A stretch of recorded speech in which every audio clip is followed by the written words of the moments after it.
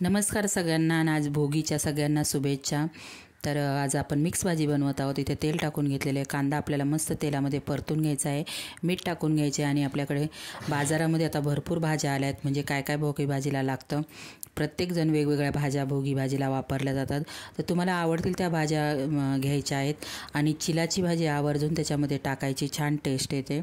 तर इथे टोमॅटो टाकून घेतला, कांदा टोमॅटो मस्त आपला परतला जातो, नंतर हळद टाकायची आहे आणि सगळ्या भाज्या मिक्स करून आपल्याला कुकरला 2 शिट्ट्या करून घ्यायच्या, जास्त नाही शिजवायची। तुमचा घरगुती कोणताही मसाला असेल तो टाकायचा, आपल्याला शेंगदाण्याचा कुटाचा वापर करायचा आहे, तिळाच्या कुटाचा वापर करायचा। इथे बघा शिजलेल्या भाज्या मी पूर्ण टाकून घेतलेल्या, कुकरला शिजून घेतलेल्या आणि मिक्स करायचं आपल्याला। वरून शेंगदाण्याचा कूट, तिळाचा कूट, कोणी कोणी खुरसणीचा कूट पण टाकतो, तर त्याने भाजी काळी दिसते म्हणून मी टाकलेला नाही। तर इथे बघा मस्त अशी आपली भोगीची भाजी तयार झालेली आहे। कशी वाटली भाजी नक्की एक कमेंट करून सांगा। बाय मैत्रिणींनो।